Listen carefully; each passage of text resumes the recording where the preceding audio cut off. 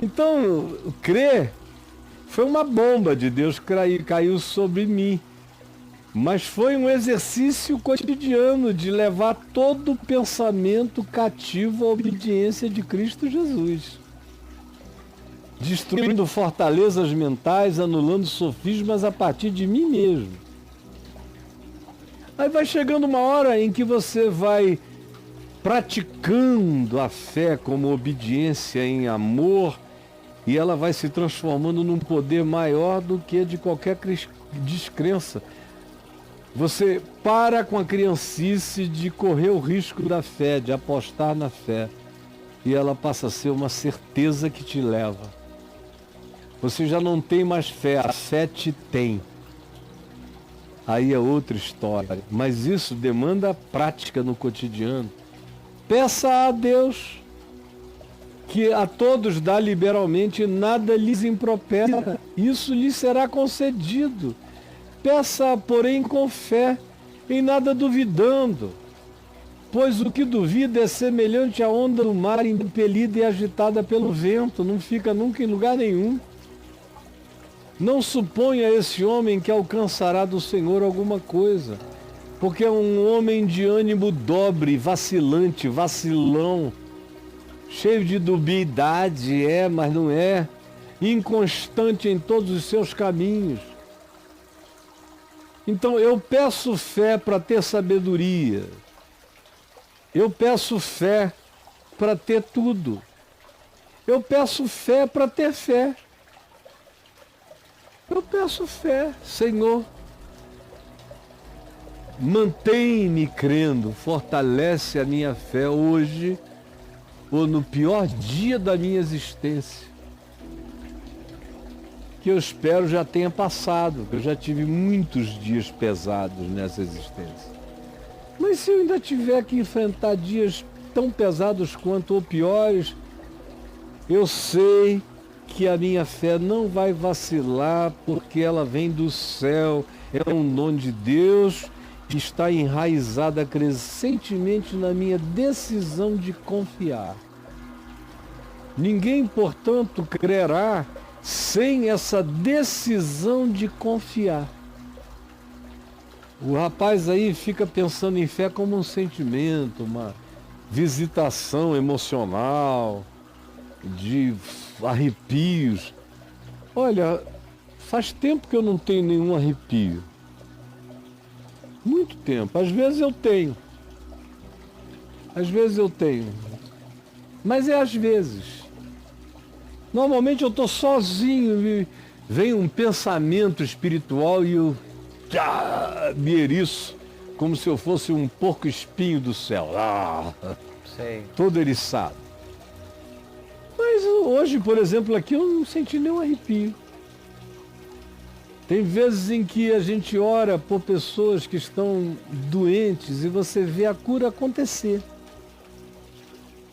Eu constato e não tenho nem coragem, às vezes, de contar para certas pessoas para que ninguém fique com expectativas equivocadas a meu respeito ou pensando que eu sou dono de alguma graça, que eu não sou.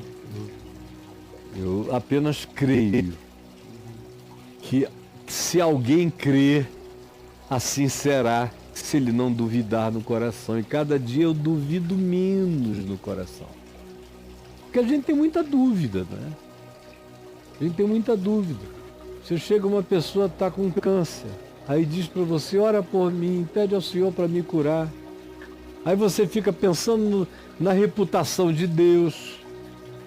Se eu orar por essa pessoa e ela não for curada, será que essa pessoa vai ficar com raiva de Deus? Aí você já fica querendo defender Deus de uma má interpretação. Sei.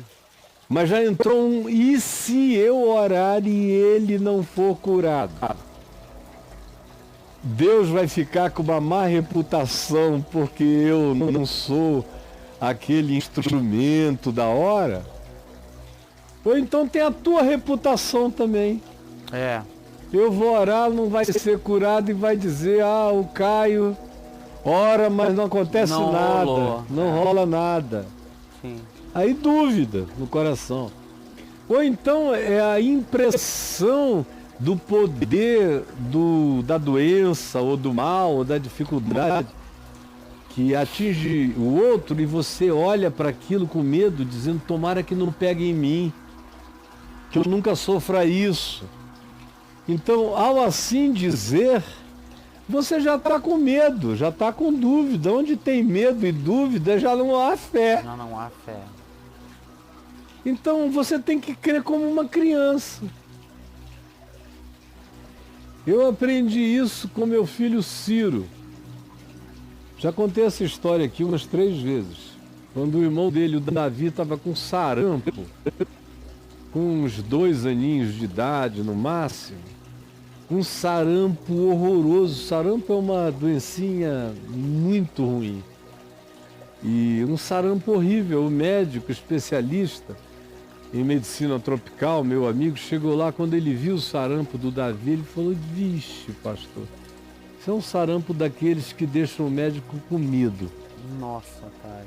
Com medo, a gente tem que ter todo cuidado, pode ter consequências muito ruins para ele. E eu ouvi aquilo, meu coração não se atemorizou, não mesmo. Fiz tudo que ele mandou fazer, fizemos. E aí à noite eu botei o Davi, tinha um pano, não é? Davi todo machucado aqui do meu lado, o Ciro do lado de cá, a gente numa rede da nossa casa lá em Manaus, na casa dos meus pais ainda, embalando, e eu contando uma história. Eu acho que era a mulher do fluxo hemorrágico, a dos leprosos. Contou uma história bíblica. Lá em Cafarnaum. Você estava lá em Cafarnaum. Fui contando a história. Eu tinha acabado de voltar de Israel. De Israel. Tava fresquinho. Tava tudo. Foi minha primeira viagem. Eu tava num portal. Você tava encantado. E aí eu contando a história, e quando eu acabei de contar, o Ciro virou para mim e falou: papai, Jesus pode curar o Vico Vico? Que é o apelido do Davi. Vico Vico. Vico, Viquinho. Jesus pode curar o Vico Vico? Aí eu falei: pode sim. Aí eu comecei a sentir que o negócio estava chegando perto, né? Enquanto estava na história lá em Cafarnaum, estava tudo certo. Mas quando vai para a rede... Aí começa a escuta, não é a mulher do fluxo, é o meu filho aqui, irmão dele, com sarampo. O garoto tem 3 anos. Será que ele vai se desapontar com Deus para sempre? Ou comigo? Veio essa vibe. Na hora. Na hora, qualquer pessoa honesta sabe que essa é uma coisa que, num coração responsável, de pai e de mãe, dá aquele tremor. E aí eu falei: sim, Jesus pode curar o Vico. E já que tem misericórdia, Senhor, tem compaixão. Aí ele falou: então pede a Jesus para curar o Viquinho. E eu sabia que aquilo ali ia ter uma vida de mais uns 10, 15 dias, aquele sarampo. Ia ser um processo longo, estava muito feio. Aí eu, na minha pouca fé, brother, falei: meu filho, você está cheio de fé. Peça você para Jesus curar o Viquinho. Você terceirizou? Terceirizei na hora pro bichinho. Olha só que pai covarde. Olha. Aí ele ficou olhando, eu peguei a mãozinha dele, botei no corpo do irmão dele, no braço ou no peito, alguma coisa assim. Aí ele falou: Jesus, cura o Viquinho. Amém. Aí eu fiquei ali: Jesus, é a fé do meu filhinho, por favor, Jesus. Aí saí da rede, embalei, dormiram, separei um do outro, fui dormir com aquela oração ininterrupta dentro de mim, em favor da oração pela oração. Sim, cara. Do outro. Aí de manhã, quando eu acordei, que eu fui ver o Davi, o sarampo estava todo seco.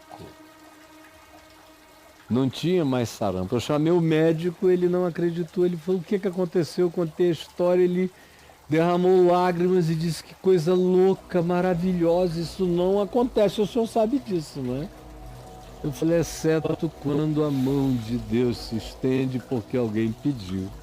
sem duvidar. Caraca, velho. Então é dom de Deus e a gente pratica. A fé a gente começa do nada a praticar. A fé é algo a ser exercitado, brother.